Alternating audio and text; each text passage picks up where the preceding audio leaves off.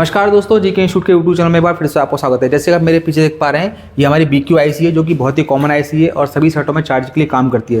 साथ ही आप लोगों को मालूम है ये IC जो हमारी फास्ट चार्जिंग में सपोर्ट करती है। ये IC कैसे काम करती है और किस तरह के इसमें फॉल्ट आते हैं। नॉर्मली फॉल्ट जो आता है फेक चार्जिंग का आता है या नॉट चार्जिंग का भी आता है, वो सारी डिटेल आपको इस वीडियो में मिलने वाली है। तो जैसे आप देख पा रहे हैं, यहाँ पे MediaTek CPU लिखा हुआ है और यहाँ पे Qualcomm CPU लिखा हुआ है। तो ये हमारी जो चार्जिंग IC है ये दोनों टाइप के CPU में सपोर्ट करती है। तो बेसिकली ये IC बहुत सारे सेटों में लग के आती है, जैसे Oppo, Vivo, Realme, MI, Infinix इस तरह के मॉडल में लग के आती है। इस IC को बनाने वाली कंपनी का नाम आप देख सकते हैं, ब्रेकली क्वांटम होता है, इसीलिए ये IC BQ सीरीज से स्टार्ट होती है। तो एग्जांपल के तौर पर हमने लिखा हुआ है BQ 25601। ऐसी बहुत सारी IC आती हैं जो इसी सीरीज से स्टार्ट होती हैं। सबका वर्किंग प्रिंसिपल सेम रहता है, सिर्फ कुछ पिनों में अंतर रहता है। तो चलिए आपको कंप्लीट डिटेल इस वीडियो में हम लोग BQ IC के बारे में देने वाले हैं। यदि पहली बार हमारे चैनल पर आए तो चैनल को सब्सक्राइब करें, साथ ही बेल आइकन दबाएं जिससे लेटेस्ट वीडियो आपको मिलते रहे। हमारे चैनल पर आपको मोबाइल से रिलेटेड बहुत सारे वीडियो देखने को मिलेंगे। चलिए वीडियो को स्टार्ट करते हैं। तो सबसे पहले आप इस IC को पहचानिए। ये IC जो हमारी 24 पिन की होती है, 24 पिन की IC होती है। ये इसका बैक साइड है और ये इसका फ्रंट है। फ्रंट में इसका नंबर लिखा हुआ है और यहाँ पर हमने इसकी पूरी प्रिंट डिटेल लिखी हुई है। बाकी इन्फॉर्मेशन आप डाटा शीट के अकॉर्डिंग भी चेक कर सकते हैं। बेसिकली ये IC हमारी नॉर्मल चार्जिंग की सपोर्ट करती है और हमारी फास्ट चार्जिंग है, जिसे हम लोग बोलते हैं स्मार्ट चार्जिंग की सपोर्ट करती है। और इसमें जो बीच में पॉइंट है, इसका थर्मल पॉइंट है, जो इस IC की जो एक्स्ट्रा हीट होती है उसको बोर्ड में ट्रांसफर कर देता है। चलिए इसके बारे में और समझते हैं। तो जैसे आप देख पा रहे हैं, ये फोटो हमने लिया है जिससे आप IC को इजीली पहचान सकें। बेसिकली 24 पिन की IC होती है और इसके पास में एक बूस्ट कॉइल लगी होती है। और एक आसान तरीका इसको पहचानने का कि आपकी जो B बस की लाइन है जिस IC में इन हो रही है वही आपकी DC या आपकी BQ IC। तो चलिए पता करते हैं IC कंप्लीट कैसे वर्क करती है। तो देखिए, जब भी आपके सेट में चार्जिंग की प्रॉब्लम होगी तो आपको स्टार्टिंग चार्जिंग जैक से करनी होती है, क्योंकि कोई भी IC की जब तक वर्किंग सप्लाई नहीं मिलेगी तो वो काम ही नहीं करेगी। तो हमारी जो BQ IC है उसकी वर्किंग सप्लाई हमारी B बस होती है। तो B बस हमारी आपको चार्जिंग जैक से मिलेगी। आप देख सकते हैं ये जो पॉइंट है ये आपका B बस का पॉइंट है। साथ ही बाकी पिन के बारे में जानते हैं। ये हमारी DM और DP की पिन होती है और ये हमारी ID की पिन होती है और ये आखिरी पिन जो हमारी ग्राउंड होती है। तो हमारी जो B बस की लाइन है यही लाइन आपको BQ IC में एंटर होगी। इसके रास्ते में कुछ कैपेसिटर भी आपको लगे हुए मिल सकते हैं। तो फाइनली आपको यहाँ पर B बस की सप्लाई मिलनी चाहिए। अब हम इस सप्लाई को लेकर चलते हैं हमारी IC के पास। तो देखिए, ये हमारी BQ IC है। हमने इस IC के साथ इसकी पिन डिटेल भी यहाँ पर लिखी हुई है। तो पिन डिटेल को हम लोग एक एक करके एक्सप्लेन करेंगे। तो चलिए मालूम करते हैं सबसे पहले इसके अंदर B बस कहाँ से इन होती है। तो देख सकते हैं ये हमारा B2B कनेक्टर है, यानी नीचे की सब PCB से फ्लेक्स केबल के थ्रू ऊपर कनेक्टर लगा होता है, वहाँ पे हमारी सप्लाई आती है। तो चलिए यहाँ पर हम लोग सप्लाई इन करते हैं। देखिए सप्लाई हमने इन कर दिया है और ये सप्लाई हमारी पिन नंबर 1 और 24 पे इन होती है। लेकिन यहाँ पर गौर करने वाली बात ये है कि जो पिन नंबर हमारी 1 है वो VAC लिखा हुआ है और पिन नंबर 24 पे लिखा हुआ है V बस। तो इसका मतलब क्या है? इसका मतलब क्या है, सप्लाई यहाँ से दोनों पिनों पे एक ही हो रही है। लेकिन हमारी IC क्या समझ रही है?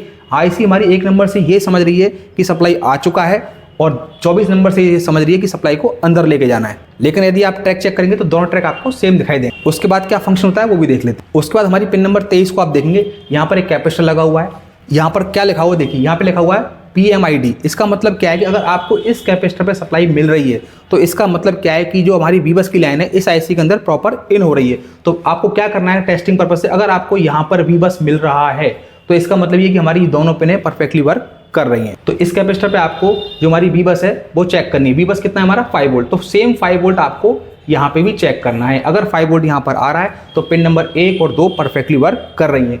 OVP IC के बारे में हम नेक्स्ट किसी वीडियो में बात करेंगे, क्योंकि इस IC को ज़्यादा सीरियसली लेने की जरूरत नहीं है, इसे हम लोग नॉर्मली बाईपास कर देते हैं। तो फाइनली आपको क्या करना है, यहाँ पे 5 वोल्ट आपको चेक लेना है। अब इसके बाद क्या स्टेप होने वाले हैं वो भी देख लेते हैं। अब इसके बाद क्या होगा, आप देखिए पिन नंबर 19 और 20 यहाँ पे लिखा हुआ है SW का मतलब क्या होता है? स्विचिंग। अब स्विचिंग क्या होगा कि हमारी ये सप्लाई जो है स्विचिंग प्रक्रिया के थ्रू, यानी इस IC के अंदर क्या होते हैं, बहुत सारे मॉसफेट लगे होते हैं जिनकी सहायता से स्विचिंग होती है और हमारी फाइनल सप्लाई जो हमारी VPH होती है वो इस कॉइल पे आपको तैयार मिलेगी, जो कि हमारी VPH पावर होगी, जो कि हमारी 4.2 के आसपास रहेगी, जो कि हमारी PMIC में एंटर हो जाएगी और बाकी सेक्शन उसके हिसाब से वर्क करेंगे। इसके बाद नेक्स्ट क्या होता है वो समझते हैं।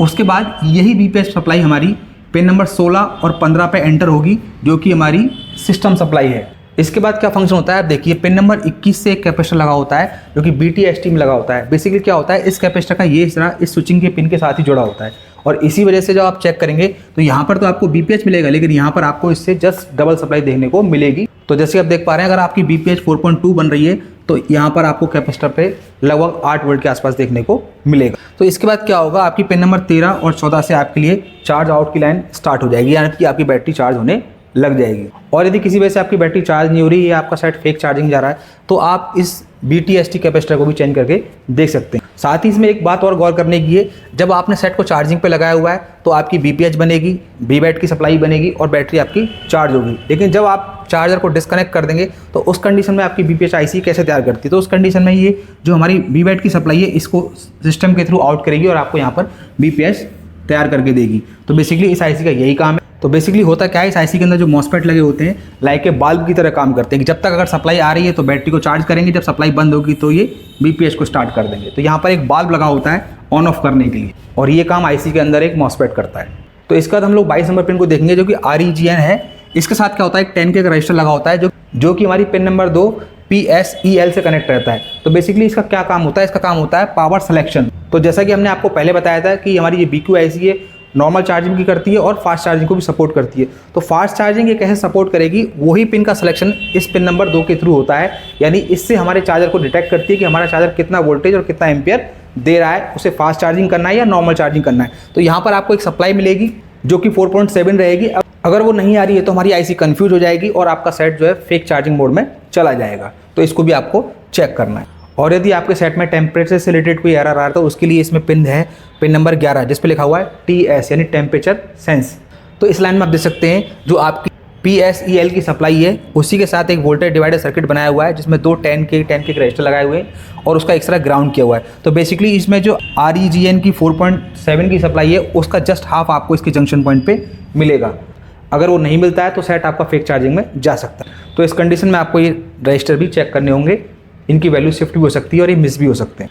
जब ये सर्किट कंप्लीट हो जाता है तो उसके बाद हमारी पिन नंबर 3 से एक सिग्नल आउट होता है जो कि PG यानी पावर गुड सिग्नल होता है, जो कि कंट्रोल बेस्ड सिग्नल होता है, जो कि 0 ओम के रजिस्टर के साथ हमारी PMIC से कनेक्ट रहता है।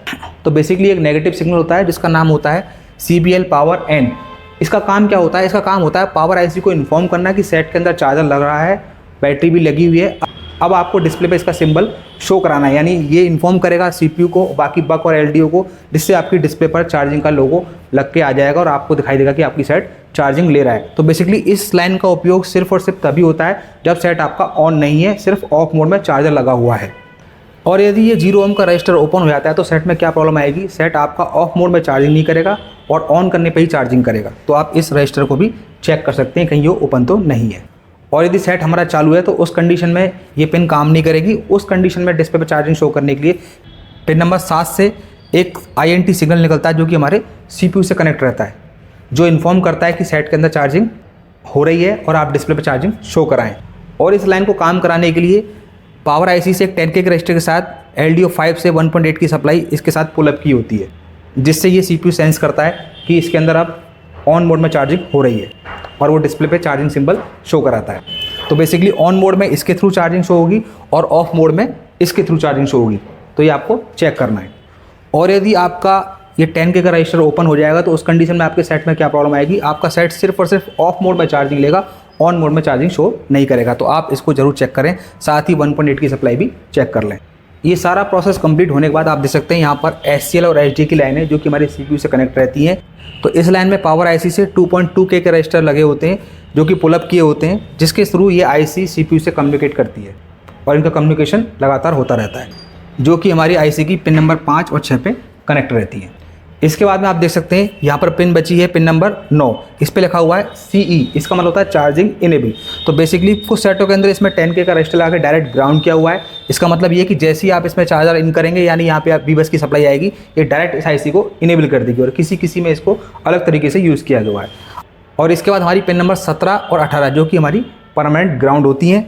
इसके बाद आप देख सकते हैं पिन नंबर 10 और 8 हमारी NC है, यानी नॉट कनेक्टेड है, इनका कोई यूज़ नहीं सर्किट के अंदर।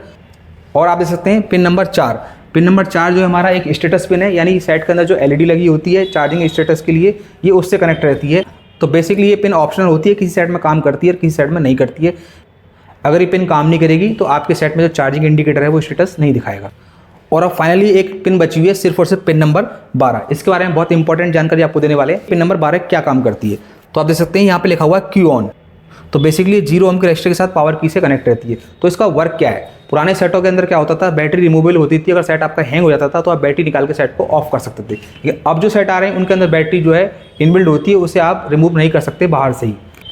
तो उस कंडीशन में जब आप पावर की को वॉल्यूम प्लस और माइनस के साथ प्रेस करेंगे, लगभग 8 सेकंड तक आपको प्रेस करना होता है। तो उस कंडीशन में इस IC के अंदर जो मॉसफेट लगा होता है वो उस आईसी की पिन नंबर 13 और 14 की सप्लाई को कुछ देर के लिए ऑफ कर देती है, जिसकी सहायता से सेट हमारा रीस्टार्ट हो जाता है और हमें बैटरी निकालने की आवश्यकता नहीं होती है। तो बेसिकली इस पिन का यही कार्य है। तो चलिए इसको एक बार स्कीमेटिक डायग्राम की हेल्प से समझते हैं। तो देखिए हमने एक फोटो लिया हुआ डायग्राम का और यहाँ पर हमने आईसी की पिन डिटेल ली हुई है। तो आप देख सकते हैं इसके अंदर पिन नंबर 1 और 24 पे आपकी जो है बी बस की लाइन एंटर होगी और ये एंटर परफेक्टली हुई है नहीं है, इसको आप पिन नंबर 23 पे लगे हुए कैपेसिटर पे चेक कर सकते हैं। अगर सेम सप्लाई आपको यहाँ पे मिल रही है तो आपकी लाइन परफेक्टली इन हो चुकी है, यानी आपकी 1 नंबर 24 नंबर और 23 नंबर पिन का काम यहाँ पर खत्म हो चुका है। इसके बाद आपकी पिन नंबर 19 और 20 से स्विचिंग सप्लाई आउट होगी, जो आगे जाके बीपीएच पावर क्रिएट करेगी। देखिए यहाँ पर लिखा हुआ है 19 और 20, ठीक है। उसके बाद आप देख सकते हैं ये बीपीएच की सप्लाई एक कैपेसिटर के साथ कनेक्ट है और जो कि इसकी पिन नंबर 21 जो कि बीटीएसटी के साथ एक कैपेसिटर के साथ कनेक्ट है। इस कैपेसिटर के आप इस तरफ चेक करेंगे तो आपको बीपीएच मिलेगा और इस तरफ आप चेक करेंगे तो बीपीएच से जस्ट डबल सप्लाई आपको देखने को मिलेगी। तो आप देख सकते हैं पिन नंबर 21, यानी इसका भी काम खत्म। इसके बाद आप देखेंगे पिन नंबर 22 जो है REGN की सप्लाई आउट करेगी, जिस पर कि 4.7 आपको चेक करना है और वही सप्लाई एक 10K के रजिस्टर के साथ पिन नंबर 2 पर, जो कि हमारा पावर सिलेक्शन पॉइंट है। अगर ये रजिस्टर की वैल्यू शिफ्ट हो जाएगी या रजिस्टर ओपन हो जाएगा तो आपके सेट में फेक चार्जिंग की प्रॉब्लम आ जाएगी। और इसके बाद यही REGN की सप्लाई पिन नंबर 11 से जुड़ी होती है, जहाँ पर एक वोल्टेज डिवाइडर सर्किट लगा हुआ होता है, जिसकी सहायता से सेट जो है बैटरी का टेम्परेचर सेंस करता है। तो आप देख सकते हैं पिन नंबर 22 और पिन नंबर 2 और पिन नंबर 11 का काम खत्म हो चुका है। इसके बाद आप देख सकते हैं कि आपकी जो पिन नंबर 17 और 18 है ये PGND लिखा हुआ है, यानी पॉजिटिव ग्राउंड है। इसको एक कैपेसिटर के साथ ग्राउंड किया होता है। तो पिन नंबर 17 और 18 को आप देख सकते हैं यहाँ पर इसमें नॉर्मली ग्राउंड शो हो रहा है। उसके बाद आप देखेंगे 15 और 16 आपकी सिस्टम सप्लाई है, जो कि हमारी बीपीएच लाइन से कनेक्ट रहती है। इसके बाद ये सप्लाई हमारी पिन नंबर 13 और 14 से आउट होती है, जो कि हमारी बैटरी को चार्ज करने के लिए होती है। तो आप देख सकते हैं यहाँ पर सिस्टम सप्लाई लिखा हुआ है और यहाँ पर बैट सप्लाई लिखा हुआ है, यानी कि बैटरी की चार्जिंग सप्लाई लिखी हुई है।